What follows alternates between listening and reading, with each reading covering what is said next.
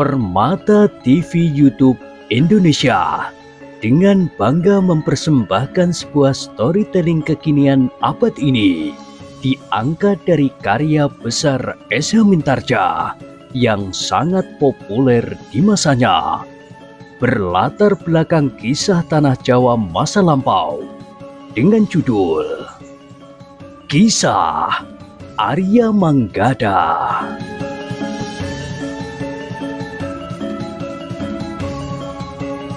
Pada kesempatan yang sangat baik ini, kita masuk pada episode yang ke-132.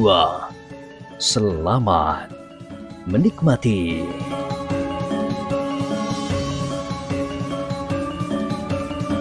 Di akhir kisah sebelumnya disebutkan, kedua saudara seperguruan Wiro Sabet dan Suro Gentong itu pun segera mempersiapkan diri.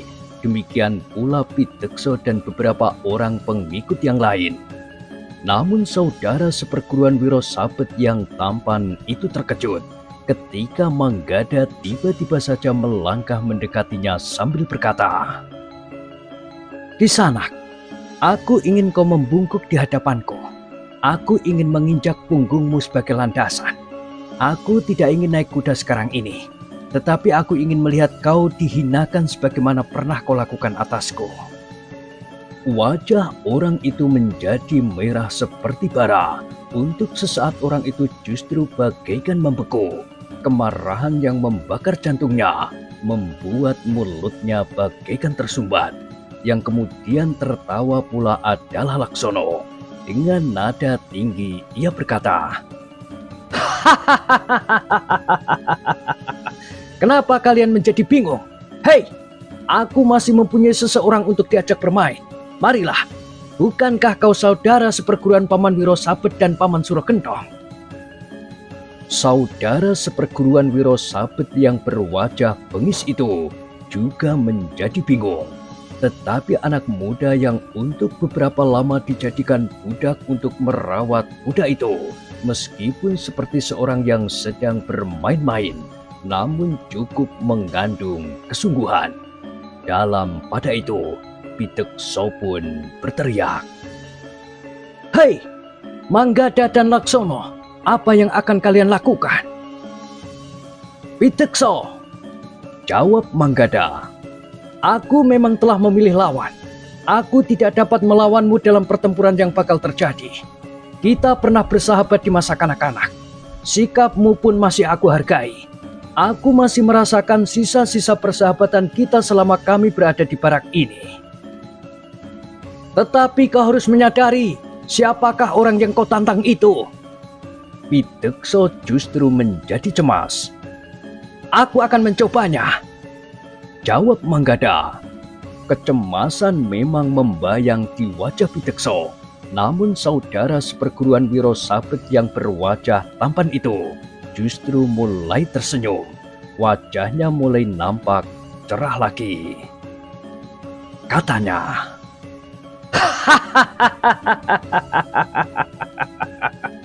"Aku kagum kepadamu anak muda. Sejak semula aku memang sudah mengaguminya. Bahwa kalian masih berani berkuda berkeliaran di padukuhan Gemawang di saat-saat yang paling gawat. Meskipun akhirnya kalian berhasil ditangkap dan dibawa masuk ke dalam barak ini. Sekarang aku menjadi semakin kagum bahwa kalian berdua berani menantang kami berdua."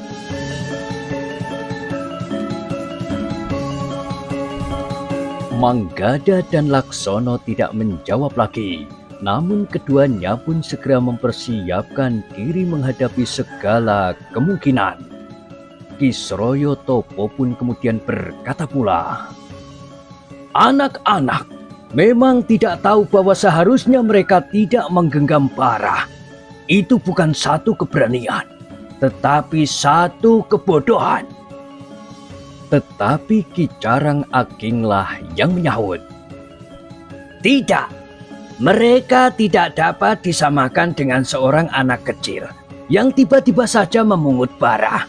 Tetapi keduanya sadar bagaimana cara memukul seekor serigala, meskipun serigala itu setampan wajah domba yang manis sekalipun."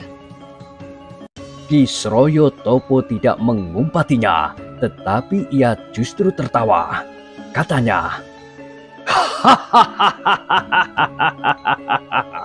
"Jangan terlalu yakin, Kisanak. Kau sendiri akan mati hari ini." Kedua orang itu pun telah bergeser pula, seakan-akan mereka telah mencari tempat yang terbaik untuk bertempur.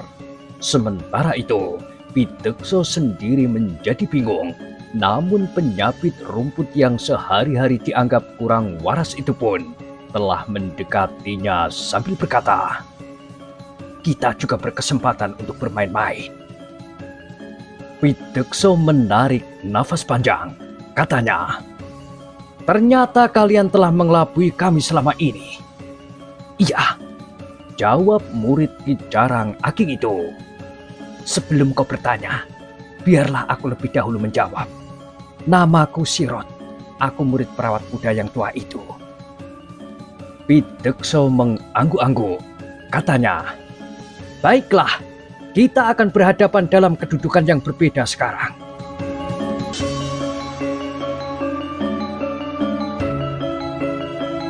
Sementara itu, pertempuran yang sengit telah terjadi di dalam lingkungan dinding barak itu. Ki Pandi masih bertempur melawan Ki Sopo Aruh. Keduanya adalah orang-orang berilmu sangat tinggi, sehingga beberapa orang yang menyaksikan menjadi bingung apakah yang sebenarnya telah terjadi dengan kedua orang itu. Di halaman depan barak itu, Kisroyo Topo pun telah bertempur pula melawan Ki Jarang Ageng, sementara Manggada dan Laksono telah terlibat dalam pertempuran yang garang melawan saudara-saudara seperguruan Wiro Sabet dan Suro Gendong. Saudara seperguruan Wiro Sabet yang berwajah tampan itu ternyata memang seseorang yang sangat bengis. Watak orang itu sangat jauh berbeda dengan wujudnya yang tampan. Senyumnya yang banyak nampak tersungging di bibirnya. Bahkan kata-katanya yang kadang-kadang lembut dan sangat ramah. Demikian pertempuran mulai, maka orang itu telah menyerang dengan garang dan bahkan kasar. Seakan-akan orang itu ingin membunuh lawannya pada ayunan serangannya yang pertama. Tetapi orang itu sempat terkejut. Ternyata anak muda yang bernama Manggada dan yang telah menjadi budak beberapa lama di barak itu tidak dapat langsung dilumatkannya. Bahkan Manggada masih sempat membalas serangannya dengan serangan pula.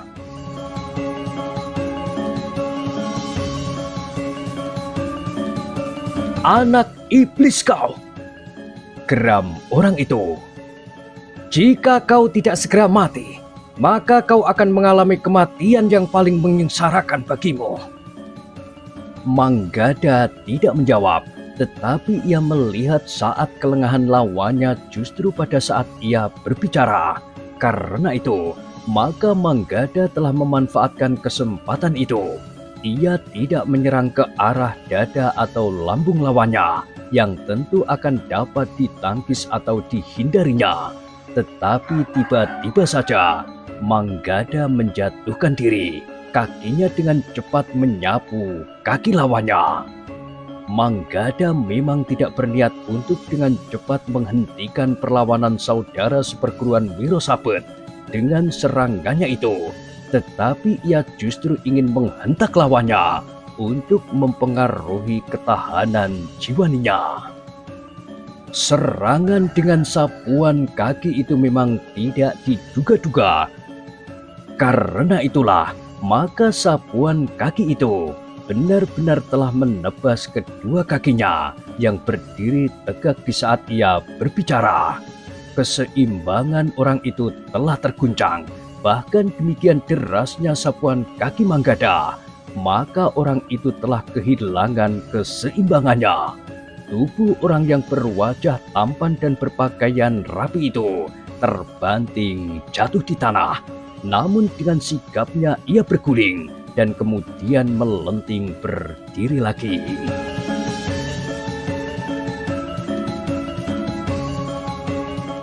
Ketika orang itu tegak, ia melihat Manggada berdiri sambil tersenyum memandanginya. Bahkan anak muda itu pun kemudian berkata,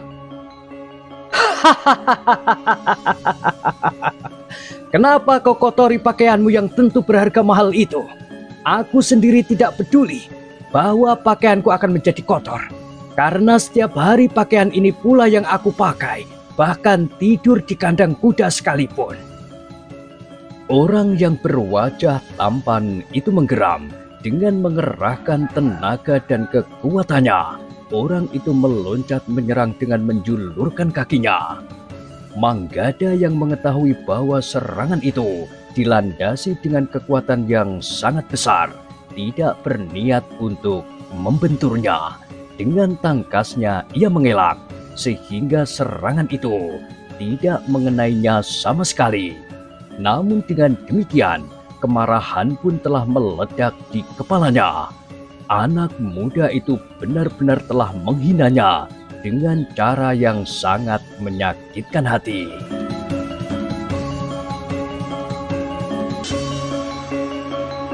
Dalam pada itu, Laksono pun telah bertempur pula melawan saudara seperguruan Wiro Sabet yang lain.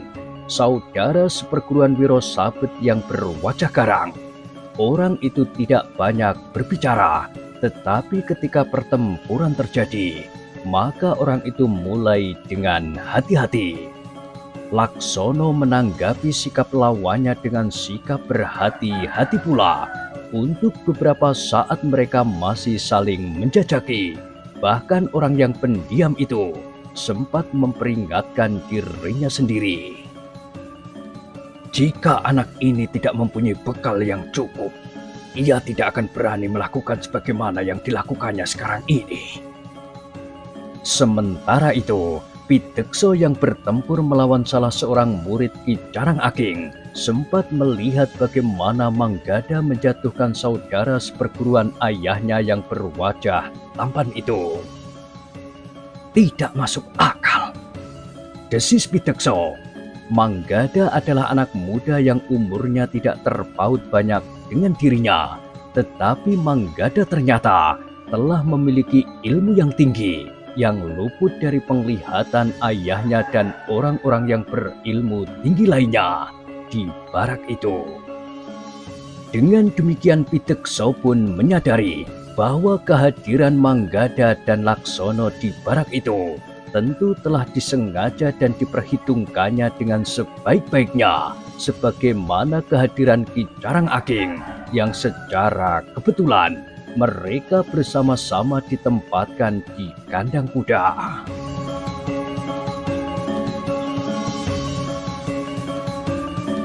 Dalam pada itu, para pengikut Wiro Sabet dan Suro Gentong memang menjadi heran bahwa budak-budak itu ternyata memiliki ilmu yang tinggi.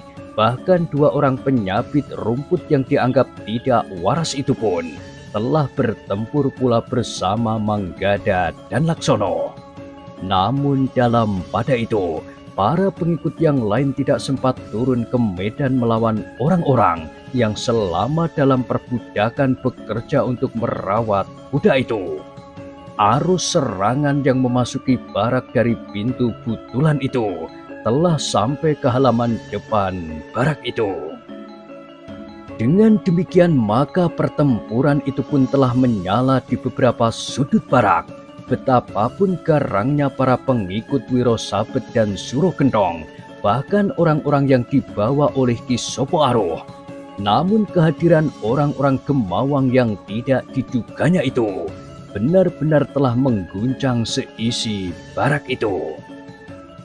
Wiro Sabet dan Suro Gentong yang telah yakin akan mampu menguasai padukuhan Gemawang dan bahkan kemudian Kademangan Kleringan bersama Ki Sopo Aruh benar-benar menjadi sangat marah karena serangan yang tiba-tiba dan sama sekali tidak diduga itu. Keduanya merasa bahwa keberanian orang-orang Gemawang telah benar-benar dihancurkan. Anak-anak muda yang mencoba untuk mengganggu rencananya telah tertangkap dan dibawa ke barak itu. Suro Gendonglah yang sangat menyesal kenapa ia tidak membunuh saja Ki Jogoboyo sebelumnya.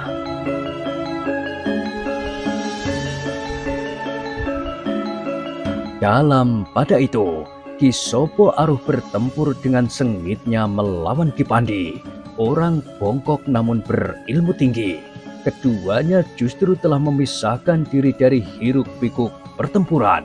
Keduanya seakan-akan telah memilih tempat yang tidak akan terganggu oleh orang lain. Ternyata di halaman barak itu, Ki Sroyo Topo yang berhadapan dengan perawat kuda tua itu pun telah bertempur tanpa terganggu oleh pertempuran di sekitarnya. Agaknya masing-masing telah terikat dan berhadapan dengan lawan mereka. Manggada yang bertempur melawan saudara seperguruan Wiro Sabet yang berwajah tampan itu telah mulai meningkatkan ilmu dari tataran ke tataran. Ia sadar bahwa lawannya itu tentu memiliki kelebihan dari kebanyakan orang. Namun Manggada juga bukan orang kebanyakan. Lawan Manggada memang merasa aneh menghadapi anak muda itu. Anak muda yang dianggapnya budak itu tiba-tiba saja bertempur melawannya. Lawan Manggada menggeram ketika ia benar-benar tidak mampu menghancurkan lawannya dalam waktu yang singkat. Bahkan ketika ia berusaha dengan mengerahkan kemampuannya, budak yang masih muda itu masih mampu saja untuk mengimbanginya. Sementara itu, lawan Laksono yang berwajah garang itu justru lebih berhati-hati menghadapi lawan yang masih muda. Orang itu meningkatkan ilmunya selapis demi selapis. Ia sadar sepenuhnya bahwa ia tidak akan dapat dengan cepat mengalahkan lawannya yang muda itu. Bahkan orang itu sempat mengaguminya. Katanya, "Jika kau memiliki ilmu sedemikian baiknya, demikian pula saudaramu itu, maka aku yakin bahwa kalian memasuki barak ini tentu dengan sengaja. Orang-orangku tidak akan mampu menangkap kalian berdua, meskipun orang-orangku itu bertiga." "Kami memang ingin melihat rumah tangga Paman Wiro Sabet dan Paman Suro Gendong," jawab Laksono. "Aku percaya bahwa kau memang sengaja melakukannya," jawab orang itu. Laksono tidak menjawab, tetapi sikap lawannya itu justru membuatnya lebih berhati-hati. Ia sadar bahwa lawannya itu menghadapinya dengan bersungguh-sungguh, tidak sekedar dihanyutkan oleh perasaan marahnya. Di arena pertempuran yang lain, Sampurno dan anak-anak muda Gemawang bertempur melawan para pengikut Wiro Sabet dan Suro Gendong. Ternyata anak-anak muda itu tidak mengecewakan, apalagi di antara mereka terdapat orang-orang Rejondani yang dipimpin langsung oleh Ki Demang yang berpengalaman.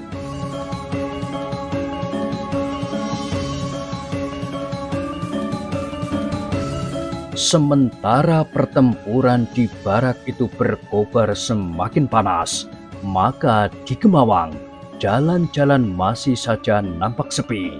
Orang-orang Gemawang tidak tahu apa yang sudah dilakukan oleh Ki Jogoboyo dan beberapa orang anak muda yang ternyata telah berhasil dibangunkan oleh Sampurno. Namun yang mereka ketahui bahwa mereka tidak melihat Ki Jogoboyo dan Sampurno lewat di jalan-jalan Padukuhan. Tetapi tidak banyak perubahan sikap terjadi di Gemawang. Sejak semula orang-orang Gemawang memang lebih banyak berada di dalam lingkungan rumah dan halamannya saja. Demikian Manggada dan Laksono dibawa oleh para pengikut Wiro Sabet dan Suro Gendong. Maka jalan-jalan di Gemawang menjadi semakin sepi.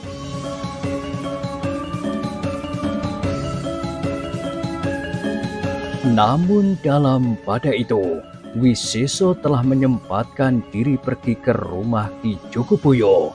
Ketika ia mengetuk pintu, maka yang terdengar bukan suara Sampurno, tetapi suara Tantri di belakang pintu sekedeng. Kau siapa? Bertanya Tantri meskipun ia juga sudah terbiasa mendengar irama ketukan pintu Wiseso. Aku Tantri, jawab Wiseso. Untuk apa kau kemari? Bertanya Tantri. Sebaiknya kau pulang saja. Bukankah aku pernah mengatakan bahwa dalam keadaan seperti ini, kita tidak usah bertemu dan berbicara tentang apapun, karena akhirnya pembicaraan kita akan berselisih semakin lama semakin jauh. Tetapi, beri kesempatan aku kali ini saja untuk menemuimu, Tantri. Aku hanya sebentar, tidak lebih. Wiseso justru mulai merengek seperti anak-anak yang kehilangan mainan. Akhirnya hati Tantri menjadi lunak juga. Bagaimanapun juga, Wiseso sudah terlalu sering datang ke rumahnya. Karena itu, maka Tantri itu pun mulai mengangkat selarak pintu sekedengnya sambil berkata, Baiklah, aku mempunyai waktu sebentar, tetapi hanya sebentar. Aku juga hanya sebentar, Tantri, jawab Wiseso. Demikian pintu terbuka, maka Wiseso itu pun segera melangkah masuk sambil berkata, Selarak pintunya lagi, Tantri. Tidak, bukankah kau hanya sebentar? Sahut Tantri. Meskipun demikian, orang-orang Wiro Sabet dan Suro Gentong selalu berkeliaran, jawab Wiseso. Tetapi tidak hari-hari ini. Wiro Sabet dan Suro Gentong serta para pengikutnya tidak akan datang, jawab Tantri. Kenapa? Setiap saat mereka dapat saja datang kemari, jawab Wiseso. Hari ini justru ayah pergi ke baraknya bersama anak-anak muda Padukuhan Gemawang yang masih memiliki sisa-sisa keberaniannya untuk melakukan apa yang kau takutkan itu, Wiseso. Maksudmu menyerang barak Wiro Sabet dan Suro Gentong? Wajah Wiseso menjadi tegang. Iya, jawab Tantri. ayah tidak mempunyai pilihan lain, sementara Ki Bekel masih saja tetap ragu-ragu. Tantri, ayahmu dan Sampurno telah menyurukkan kepala anak-anak muda itu ke mulut buaya. Apa yang sebenarnya kau maui? Bertanya Tantri. Tetapi kenapa aku tidak kau persilahkan duduk? Bertanya Wiseso. Kau hanya sebentar di sini, jawab Tantri. Tantri, aku sudah memperingatkan beberapa kali. Cara yang ditempuh Ki Jogoboyo dan Sampurno itu salah. Sebaiknya mereka tidak mempergunakan kekerasan. Aku sedang memikirkan gagasan-gagasan baru yang dapat menyelesaikan persoalan kita di sini dengan Wiro Sabet dan Suro Gentong itu. telan kembali gagasan-gagasanmu itu, berkata Tantri dengan serta-merta. Semua orang akan jemu mendengar gagasan-gagasanmu yang tidak pernah sesuai dengan pendapat orang lain. Tantri, kenapa kau tiba-tiba menjadi kasar begitu? Bertanya Wiseso. Sudahlah, pulanglah, berkata Tantri. Kau mengusir aku? Bukankah kau sendiri yang mengatakan bahwa kau hanya sebentar? Wajah Wiseso menjadi merah. Dipandanginya Tantri dengan tajamnya. Sudah lama ia sering mengunjungi gadis itu. Tantri tentu tahu bahwa kedatangan Wiseso tentu bukannya tanpa maksud. Sebelum Manggada dan Laksono datang ke padukuhan itu, sikap Tantri dinilainya baik kepadanya. Bahkan Tantri telah memberinya harapan-harapan. Namun tiba-tiba saja Tantri berubah menjadi keras dan bahkan kasar.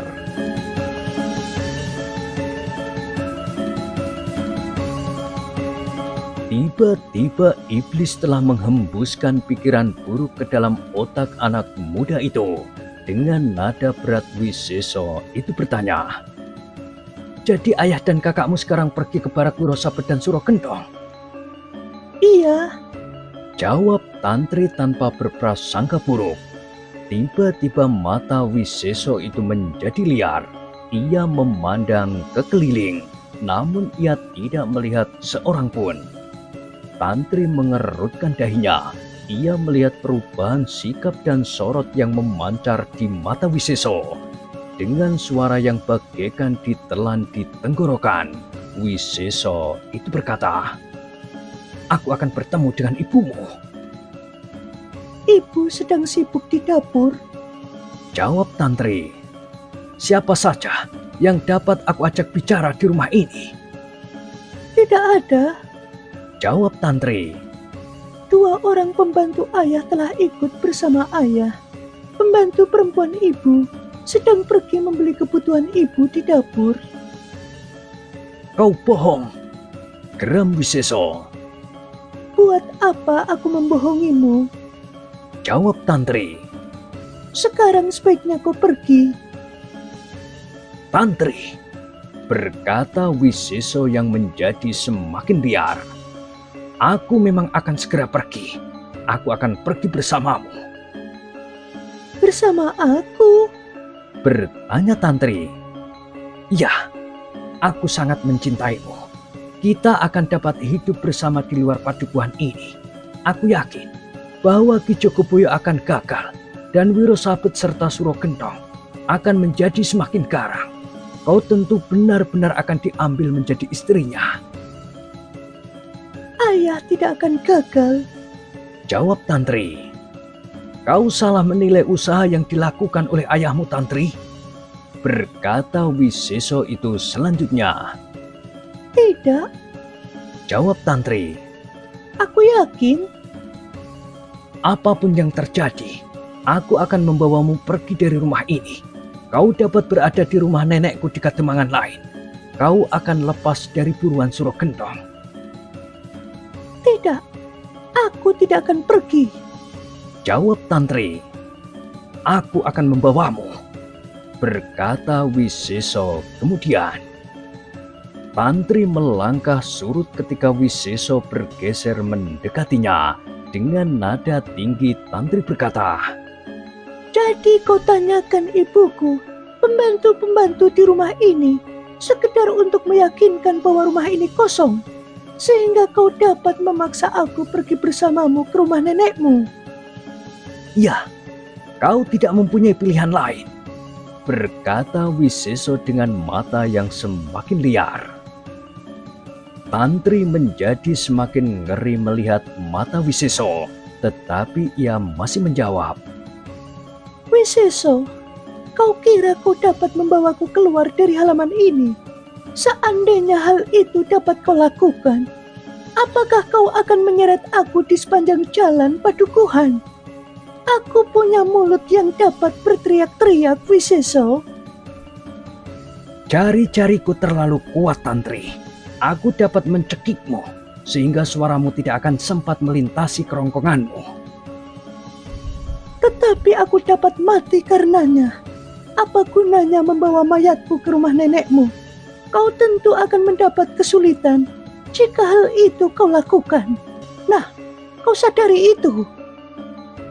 Wiseso menjadi termangu-mangu, namun kemudian ia berkata, "Tantri, apapun yang akan terjadi, aku akan membawamu pergi dari rumah ini. Kau akan menjadi istriku.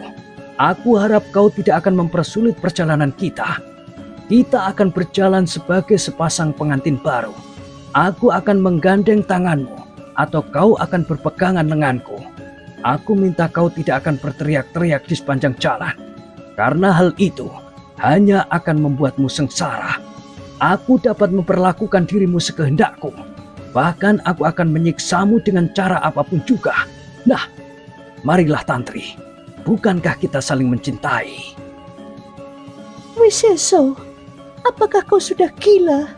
Jika kau paksa aku dengan cara apapun, maka besok ayah akan mencarimu dan membunuhmu. Ayahmu akan mati di barak Wirosabet dan Surogentong. Orang yang datang kepadanya tidak akan dapat pulang kembali. Jika bukan ayah, tentu Kakang Sampurno akan melakukannya. Kakangmu itu juga akan mati. Jika bukan mereka, tentu Manggada dan Laksono. Mendengar nama itu disebut, Wiseso benar-benar menjadi sangat marah. Katanya, "Jangan memaksaku untuk membunuhmu." Apakah itu pertanda cintamu kepadaku? Bertanya Tantri.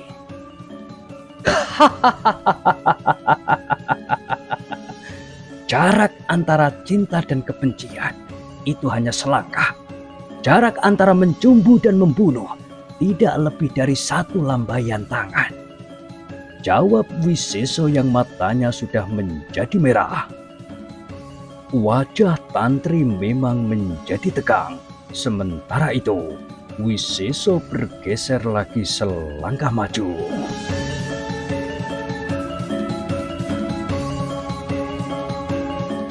Nah, bagaimanakah kisah selanjutnya? Silahkan ikuti terus kisah Arya Manggada pada kesempatan berikutnya.